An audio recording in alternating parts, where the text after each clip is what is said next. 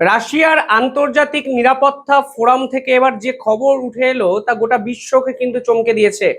কারণ প্রথমবারের জন্য এক্ষেত্রে আফগানিস্তান এবং রাশিয়া একত্রে এমন একটি চুক্তি করলো যা পাকিস্তানের কাছে রীতিমতো বড় সংশয়ের বিষয়।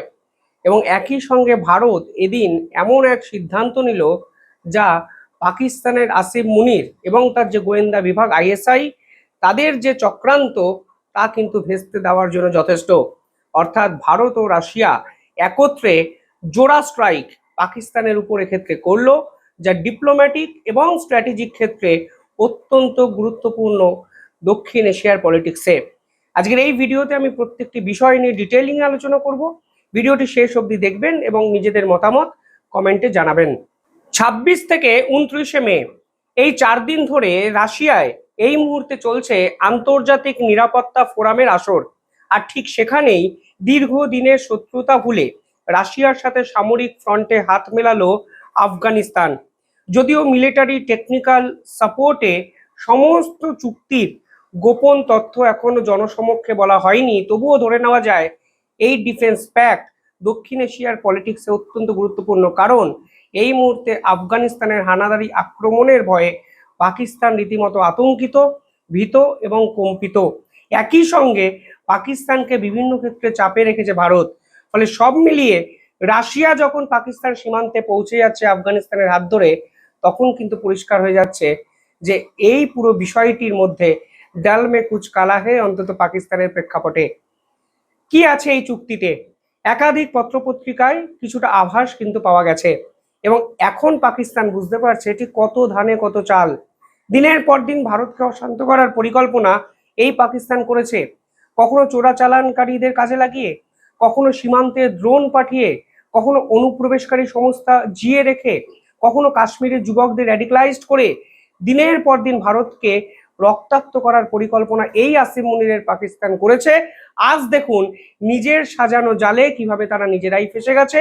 একদিকে সীমান্তে আফগানিস্তান, অন্যদিকে ভারত, এবং এখন সঙ্গী হিসাবে এমন একটা দেশ পাকিস্তানের সীমান্তে ঢুকে গেল যাতে পাকিস্তানের দৈন্য দশা আন্তর্জাতিক স্তরে ফের একবার এক্সপোজড হয়ে যায়। এই চুক্তিতে কি আছে? প্রথমত, অস্ত্র এবং প্রযুক্তির আধুনিকরণ।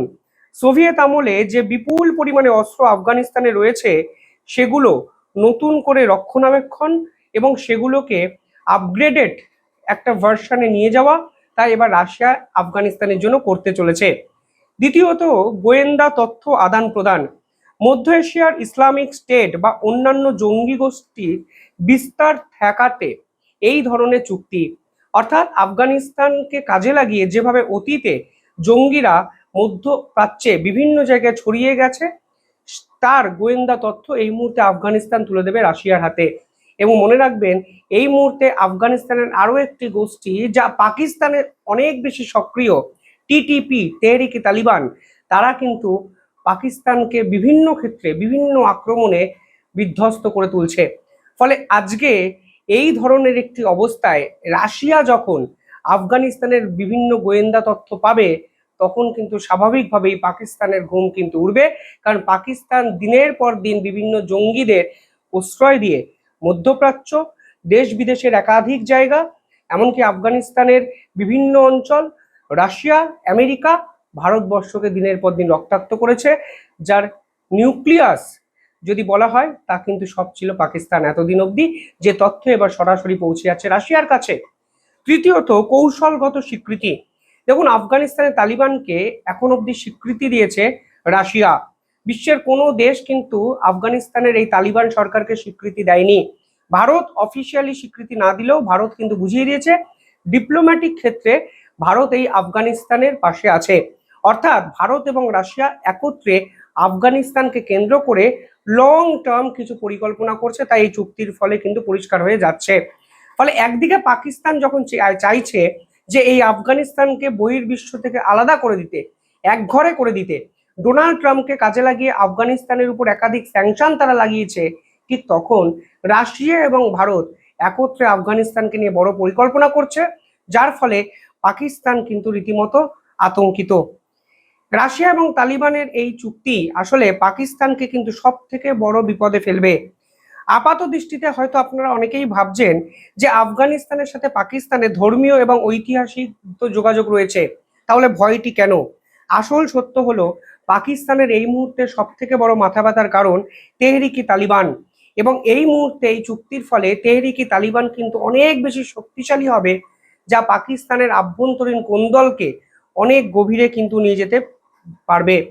পাকিস্তান প্রাথমিক আগে ভেবেছিল যদি আফগানিস্তানের তালিবানরা ক্ষমতায় আসে তাহলে ইসলামাবাদ তাদের ফ্রেন্ডলি কান্ট্রি হবে।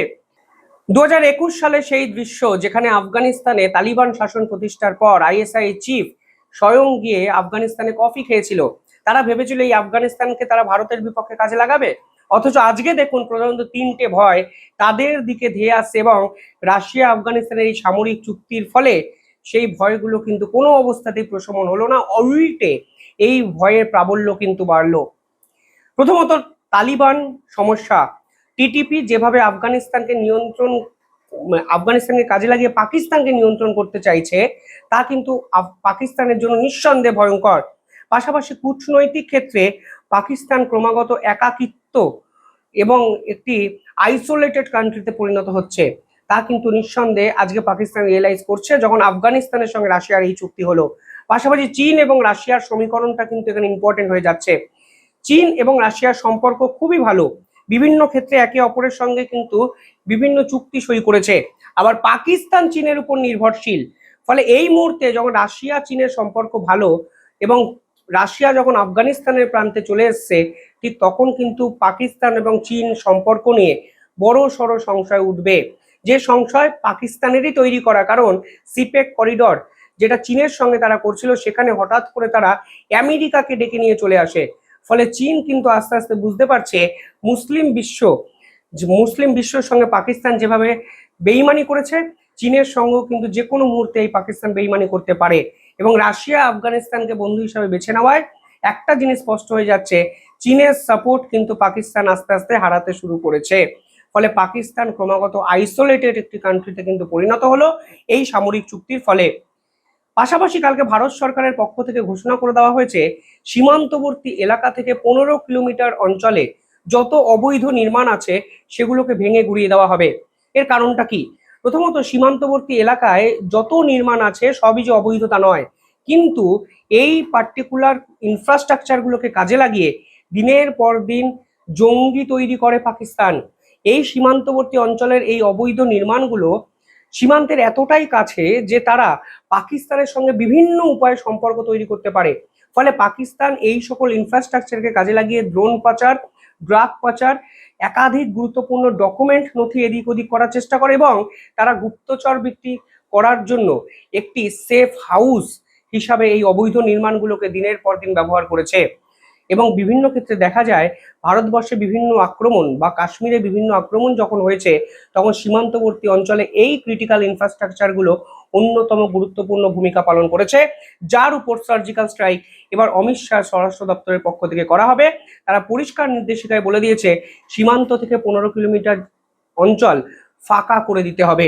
এর ফলে পাকিস্তান মনোভাবাপন্ন একাধিক আভ্যন্তরীণ শত্রু যেমন দমন হবে, ঠিক অন্যভাবে পাকিস্তান এই সকল ক্রিটিক্যাল ইনফ্রাস্ট্রাকচারগুলোকে আর সেফ হাউস হিসাবে ব্যবহার করতে পারবে না জঙ্গি আক্রমণের জন্য। ফলে আজকে যে দুটো খবর সামনে এসছে তা নিঃসন্দেহে বিশ্বের একটি মাত্র দেশকে ভীষণ মাত্রায় আহত করবে, তার নাম পাকিস্তান। এবং পাকিস্তানের আহত হওয়া মানে আমাদের আরো এক প্রতিবেশী রাষ্ট্র বাংলাদেশ, তারা কি খুশি হবে? আমার মনে হয় নয়। ঈদের দিন এমন দুই খবর সামনে এলো যা মুসলিম বিশ্বের জন্য রীতিমতো ভয়ঙ্কর, কারণ রাশিয়া এবং ভারত একত্রে পাকিস্তানকে ধ্বংস করার জন্য জোট বাঁধলো, যার এফেক্ট কিন্তু পাকিস্তান লং টার্মে পেতে চলেছে। বাঁচানোর জন্য কে আসে সেটাই কিন্তু এখন দেখার বিষয়। আপনারা কিভাবে দেখছেন কমেন্টে জানাবেন। দেখতে থাকুন দ্য ইন্ডিপেন্ডেন্ট বেঙ্গল। ধন্যবাদ।